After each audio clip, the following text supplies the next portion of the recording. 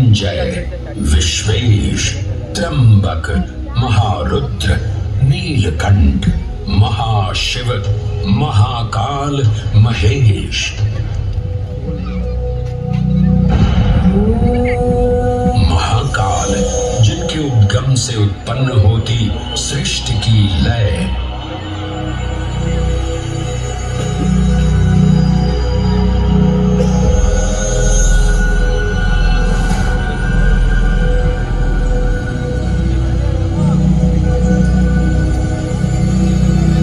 जिनकी मौनता में सन्निहित है समस्त ब्रह्मांड की माया।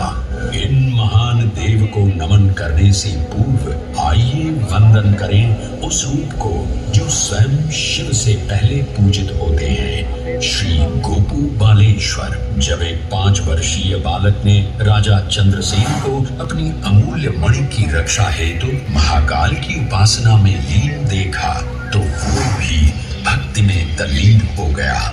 माँ के बार बार बुलाने के बावजूद वो अपनी पूजा में एकाग्र रहा। उसकी श्रद्धा से प्रसन्न होकर भगवान शिव स्वयं उसके घर लिंग के रूप में प्रकट हुए। इस बालक की भक्ति से प्रभावित होकर चंद्रसेन सहित अन्य राजा भी वहां पहुंचे, जहां स्वयं भगवान हनुमान ने भी दर्शन देकर उद्घोष किया कि इसी वंश में नंद जन्म लेंगे, जिनके पुत्र होंगे विष्णु भगवान के अवतार श्री कृष्ण। ये परंपरा न केवल बाल भक्ति की प्रतीक है, बल्कि गुरु शिष्य परंपरा, तांत्रिक साधनाओं और क्रमिक पूजन की विधियों से भी जुड़ी है। मंदिर परिसर में स्थित एक छोटा मंदिर श्री गोपू बालेश्वर महादेव मंदिर आज भी इस घटना की स्मृति को संजोए हुए है। महाकाल जो हर परमाणु और कोशिका में है, हर पल हर क्षण में। महाकाल जो है इस महानगर उज्जैन और नदी क्षिप्रा के कण कण में। आइए सुने उसी पावन नदी क्षिप्रा से महादेव की अद्भुत गाथा।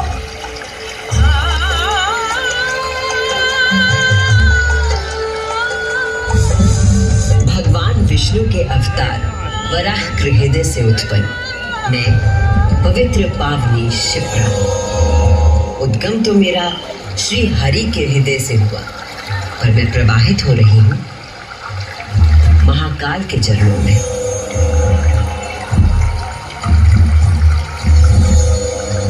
पुराणों में मुझे कई नाम प्रदान किए गए हैं, जलधनी, पापधनी, अमृत संभवा और क्षिप्रा। वर्तमान कथा का प्रवाह आरंभ करने से पूर्व यह आवश्यक है कि मैं आप सभी को अपने उद्गम की उस दिव्य गाथा से अवगत कराऊं, जिसे जानकर आप अचंभित हो जाओगे। मेरा उद्गम ऋषि अत्रि से जुड़ा है।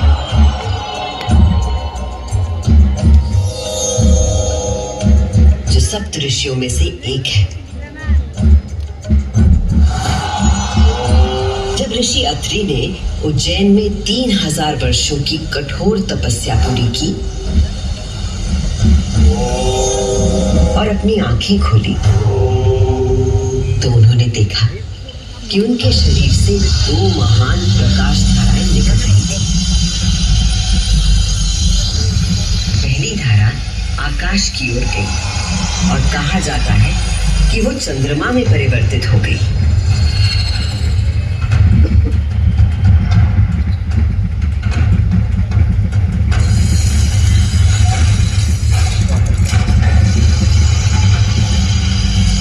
दूसरी प्रकाश धारा पृथ्वी की ओर गई और उसने मेरा रूप धारण कर लिया। और उस प्राचीन काल से बहती आ रही हूं मैं, इतिहास, आध्यात्मिकता, दिव्यता की कहानियां अपने साथ लेकर।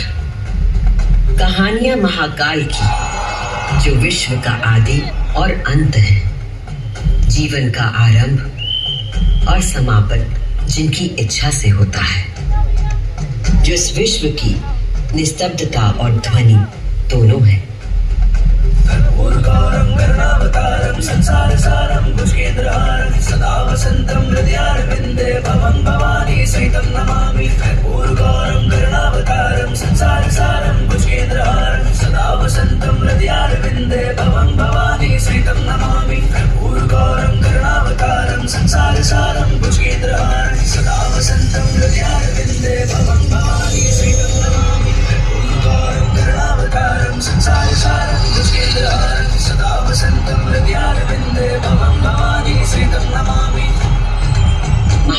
की महागाथाएं इतनी विस्तृत हैं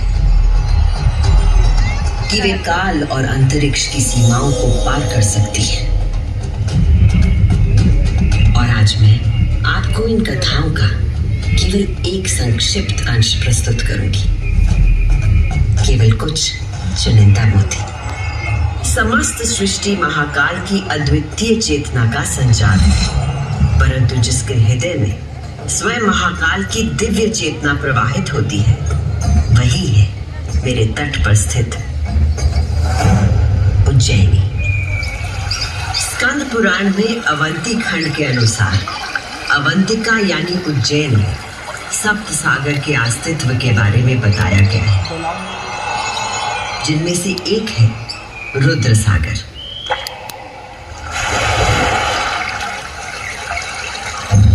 वही रुद्र सागर जहां आज आप सब विराजमान हैं, जहां पर अनादिकाल से ब्रह्म कमल खिला करते थे, जहां भगवान शिव स्वयं अपने गले में धारण मुंडों की माला का प्रक्षालन करते थे। पौराणिक प्रमाणों में मिलता है कि यदि कोई व्यक्ति अनजाने में भी इस जल का स्पर्श करता है तो 7 कुल का उद्धार हो जाता है। संत जन को मोक्ष और जीव को अकाल मृत्यु से त्राण देने हेतु अवंतिकापुरी में अवतरित देवाधिदेव महाकालेश्वर में कृतज्ञ वंदना अर्पित करती हूँ।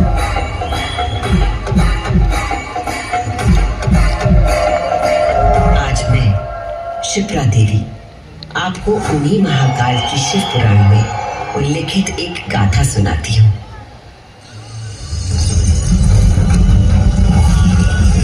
ब्रह्मांड के इतिहास में हमारी आकाश गंगा में भगवान ब्रह्मा और भगवान विष्णु के बीच श्रेष्ठता को लेकर प्रचंड विवाद हुआ।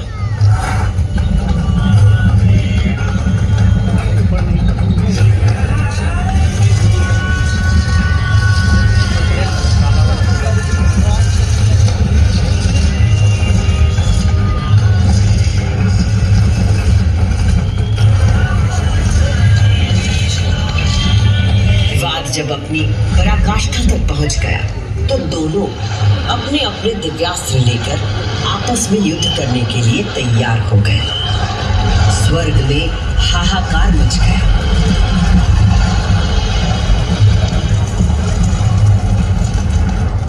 दिव्यास्त्र चलने से संपूर्ण जगत पर प्रलय का आना निश्चित था।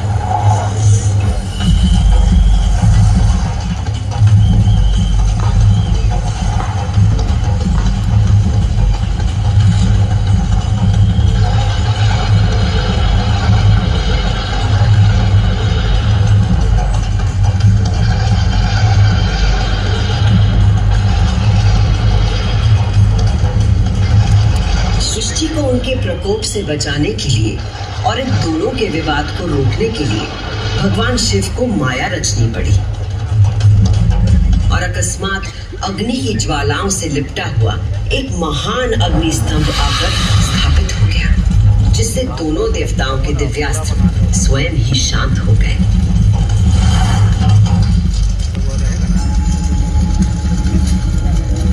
एक ऐसा अग्नि स्तंभ जिसका ना कोई आदि था न अंत था। दोनों देवों ने अनुभूत किया कि स्तंभ के पीछे निसंदेह कोई अद्वितीय अलौकिक शक्ति निहित है। वे दोनों बोल उठे, हे महाप्रभु, आप हमें अपने यथार्थ रूप के दर्शन कराइए। तब उस स्तंभ से महादेव स्वयं प्रकट हुए।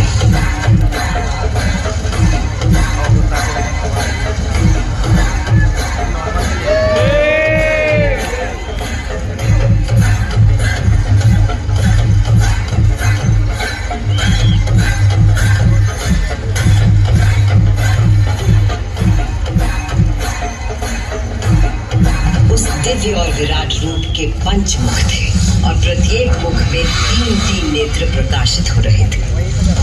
उनके भाल पर चंद्रमा का मुकुट था और मस्तक पर जटा। उनका कंठ नीला था और उनकी 10 भुजाएं थी। उनके अंग समस्त आभूषणों से सजे थे। उनके मस्तक पर भस्म का त्रिपुंड था।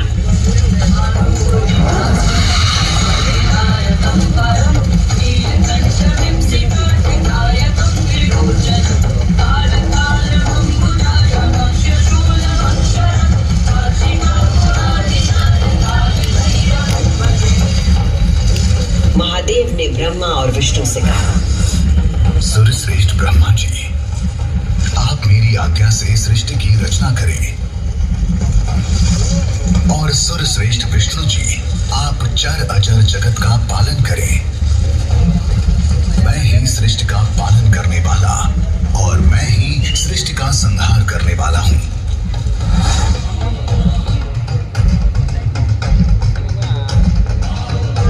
मैं ही ब्रह्मा, विष्णु और रुद्र नाम से 3 रूपों में बटा हूं।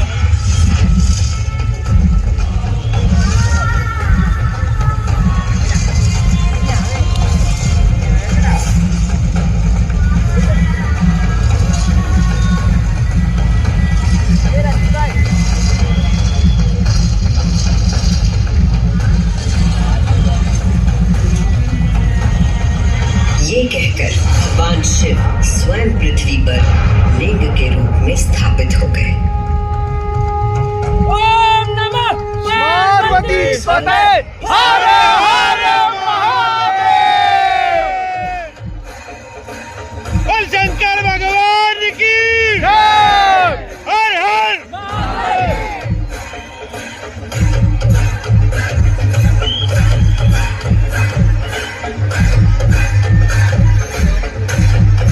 अभी आपने सुनी वो गाथा कि किस प्रकार भगवान शिव ने लिंग का रूप धारण किया। अब मैं सुनाती हूँ उज्जैन में महाकालेश्वर के प्रकट होने की कथा। उज्जैन नगरी में नित्य वेदों का अध्ययन करने वाले एक ब्राह्मण देवता रहते थे। उनका नाम वेदप्रिय था। वेदप्रिय प्रतिदिन पार्थिव शिवलिंग बनाकर उसकी पूजा करते थे।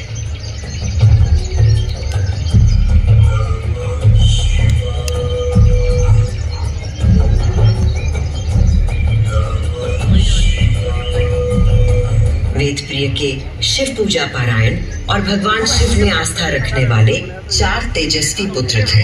उनके नाम थे देवप्रिय, प्रियमेधा, सुकृत और सुव्रत। चारों सद्गुणों में अपने धार्मिक पिता से कम न थे। दिनों दिन उनके सद्गुणों में अभिवृद्धि होती रही, जिसके कारण अवंती नगरी उनके ज्ञान के तेज से प्रकाशित होने लगी। उसी समय दूषण नाम का एक असुर प्रजापति ब्रह्मा की उपासना में लगा हुआ था।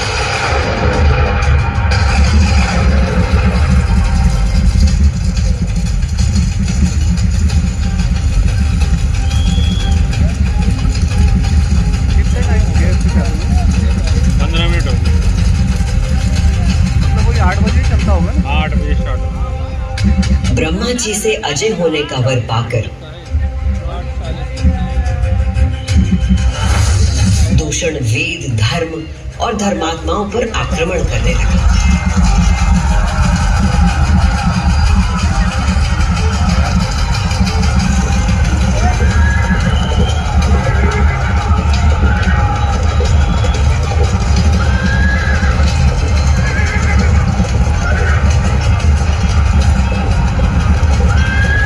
अत्याचारों की पराकाष्ठा पर पहुंचते हुए उसने उज्जैनी पर हमला करने का दुस्साहस किया। उज्जैनी में त्राही त्राही मच गई। मेरे दैत्य सेनानायकों, तुम चारों दिशाओं में जाओ और उज्जैनी में जहां कहीं धर्म पर चलने वाला, वेदों का अध्ययन करने वाला दिखाई दे, उसका नाश करो।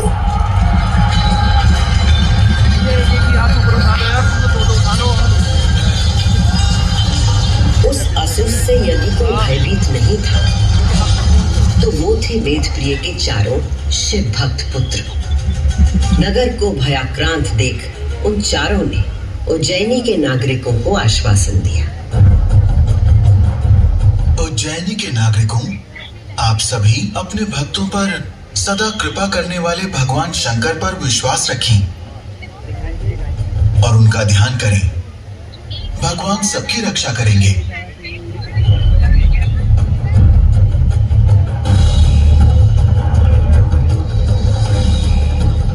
मंत्रोच्चार का आवेग बढ़ गया। देवप्रिय और उनके पुत्रों के संग उज्जैन के सभी नागरिक भी जाप करने लगे।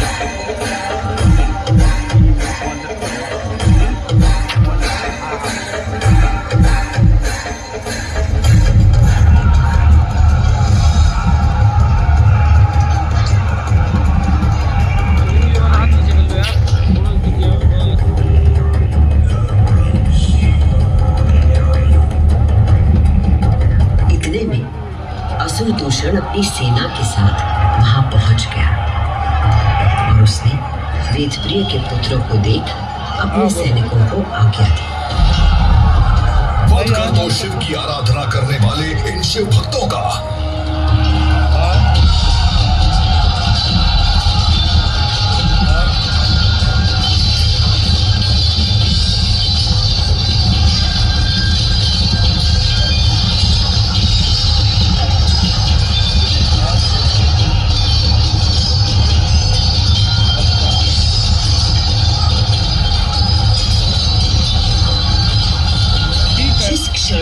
दुष्ट असुर दूषण ने उन निर्दोष व्यक्तियों की हत्या का आदेश दिया, उसी क्षण पूजा किए जा रहे पार्थिव शिवलिंग के स्थान पर भयंकर विस्फोट के साथ एक गर्त हो गया और उस गर्त से घोर गर्जना कर प्रकट हुए महाकाल।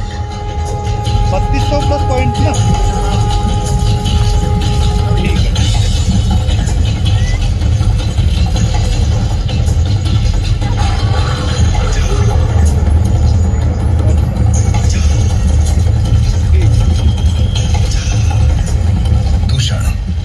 सत्पुरुषों के लिए आश्रयदाता हूँ और तुझ जैसे दुष्टों के लिए महाकाल हूँ।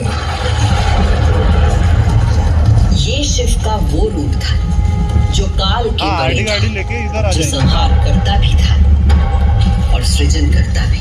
महाकाल के प्रकोप से दूषण का नाश हुआ और उज्जैन में एक बार फिर से शांति स्थापित हो गई।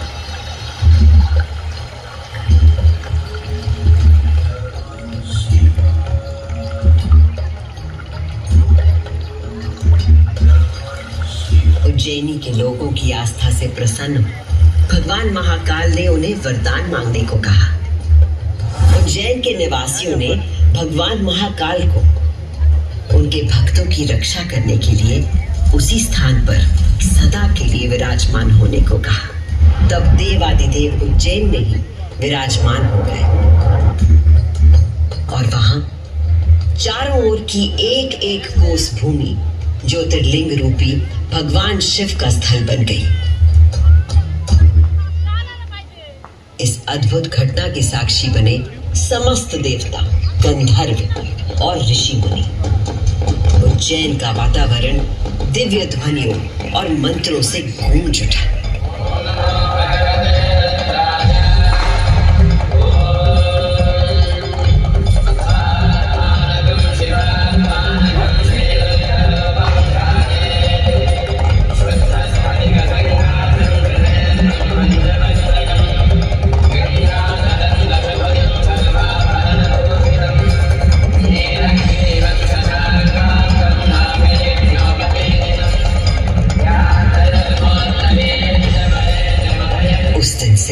भगवान शिव ने महाकालेश्वर के रूप में भूतल पर अपनी प्रतिष्ठा प्राप्त की और ये स्थान श्रद्धालुओं के लिए तीर्थ स्थल बन गया।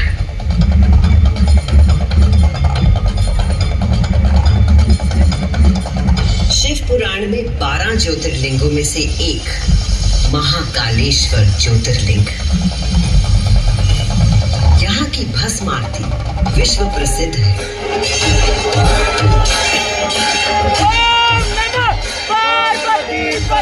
हर हर महादेव।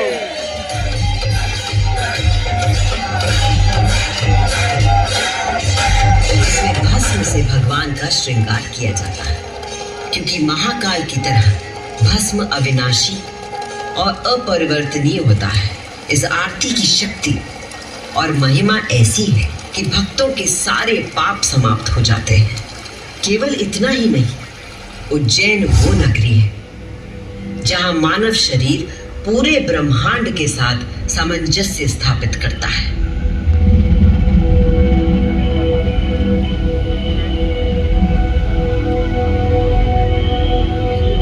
यत् पिंडे तत् ब्रह्मांडे, अर्थात जो कुछ मानव शरीर में है वही ब्रह्मांड में भी विद्यमान है।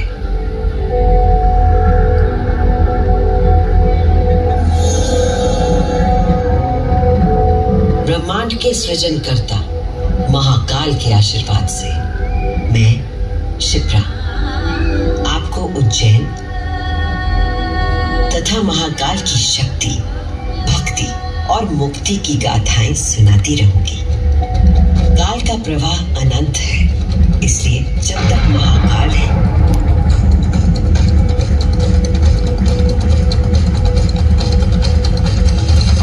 मैं यूं ही उज्जैन की स्मृतियों को अपने अंक में समेटे बहती रहूंगी।